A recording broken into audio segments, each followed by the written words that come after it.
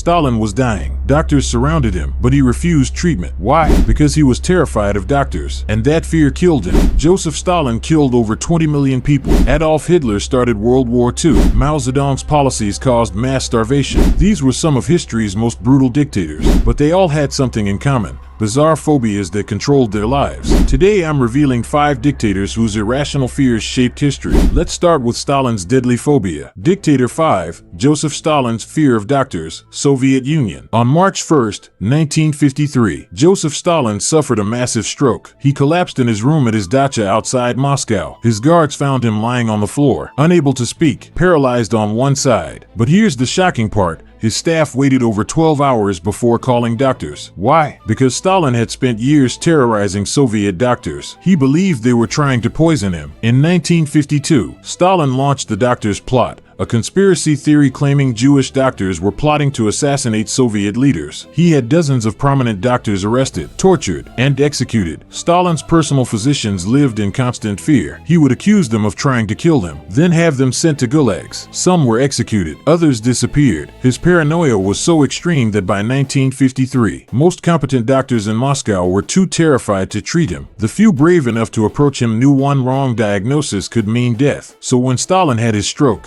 his guards were afraid to call doctors immediately. They knew Stalin hated medical professionals. They feared he'd punish them for bringing doctors if he recovered. By the time doctors finally arrived, over 12 hours later, Stalin's condition had deteriorated catastrophically. The stroke had caused massive brain damage. Doctors were terrified to treat him aggressively because they feared being blamed if he died. Stalin lingered for 4 days. On March 5, 1953, he died. Medical experts agreed that if he'd received immediate treatment, he likely would have survived. Stalin's phobia of doctors literally killed him. The man who'd murdered millions died because he was too paranoid to trust the people who could have saved his life. Dictator 4, Adolf Hitler, extreme germophobia, Nazi Germany. Adolf Hitler was obsessed with cleanliness to a pathological degree. His germophobia controlled every aspect of his daily life. Hitler washed his hands dozens of times per day, before and after every meal, after shaking hands with anyone, after touching any object he considered contaminated. His hands were often red and raw from constant washing. He refused to eat with others.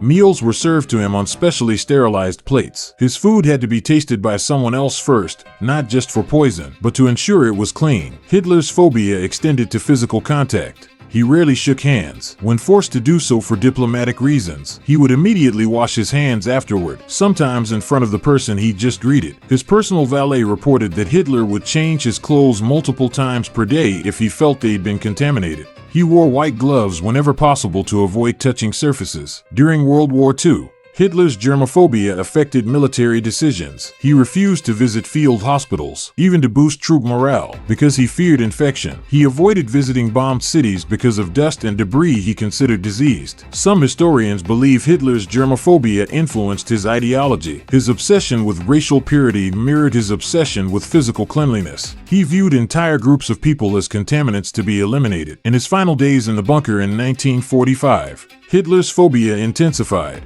He refused to leave the underground complex partly because he feared the contaminated air above ground. Even as Berlin burned, his obsession with cleanliness continued. Hitler's germophobia wasn't just a quirk. It shaped his worldview, his daily routine, and possibly even his genocidal ideology. The man who caused 85 million deaths was terrified of microscopic germs. If these bizarre secrets are shocking you, subscribe to Tyrant Tales. Dictator 3, Mao Zedong's fear of losing power. Mao Zedong ruled China with absolute power, but he lived in constant terror, not of foreign enemies, not of assassination, but of losing control. Mao's deepest fear was that China would abandon his revolution, that capitalists would return, that rivals within his own Communist Party would overthrow him. This paranoia drove him to launch the Cultural Revolution in 1966, one of history's most brutal political purges. Mao feared intellectuals. He feared criticism. He feared anyone who questioned his vision. So he mobilized millions of young people, the Red Guards, to attack teachers, artists, writers, and party officials he suspected of disloyalty. Universities were shut down.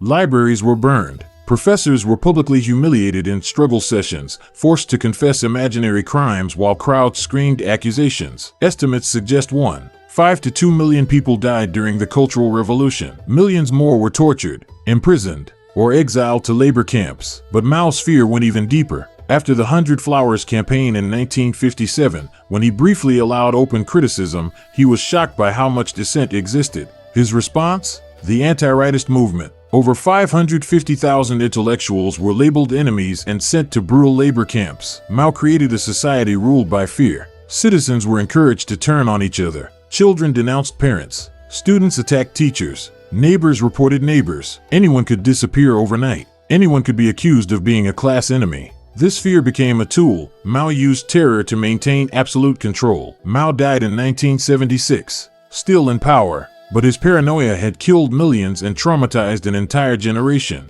The man who feared losing power destroyed his own people to keep it. Dictator 2, Kim Jong-il. Fear of flying. Kim Jong-il, North Korea's dear leader, ruled one of the world's most isolated nations. But he had a phobia that limited his power. He was terrified of flying. Kim Jong-il never flew on an airplane after 1976. What happened that year? His personal pilot reportedly told him that a flight had technical difficulties. Kim never flew again. Instead, Kim traveled everywhere by armored train. Even international trips to Russia and China, journeys that would take hours by plane, required days-long train voyages. His custom-built train was luxurious but absurdly slow. It had 90 carriages, including cars with conference rooms, bedrooms, and even a swimming pool, but it could only travel at 37 miles per hour because of security concerns. Kim's 2001 trip to Moscow took 6 days by train. The same journey by plane would have taken 3 hours. His phobia severely limited North Korea's diplomatic reach. Kim rarely left the country because train travel was so time-consuming and complicated.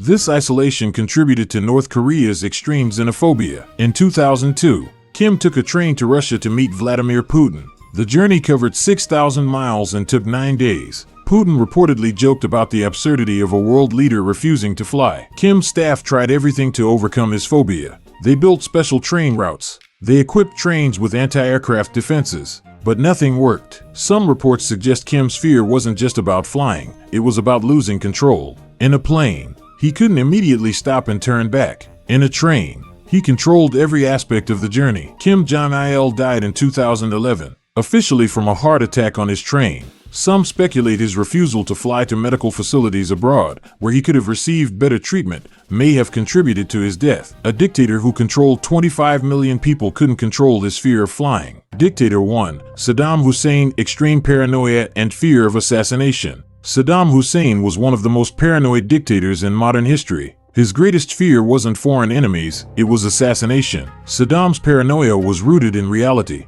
In 1959, as a young revolutionary, he participated in a botched assassination attempt against Iraq's military ruler. He was shot in the leg and barely escaped. That experience taught him a brutal lesson: trust no one. Throughout his 30-year rule, Saddam never slept in the same location 2 nights in a row. He had over 100 palaces and safe houses across Iraq. Every night, he would randomly choose a different location. His security team didn't know where he'd sleep until the last minute. Saddam reportedly used body doubles as decoys in motorcades to confuse potential assassins. He never announced his schedule in advance. Meetings were called with minutes' notice. Even his closest advisors didn't know his whereabouts. His food was prepared by multiple chefs who didn't know what the final meal would be. Each dish was tested by food tasters. Even then, Saddam would randomly refuse meals, suspecting poison. In 1982, after a failed assassination attempt in Jong-il, Saddam massacred 148 Shiite civilians in retaliation.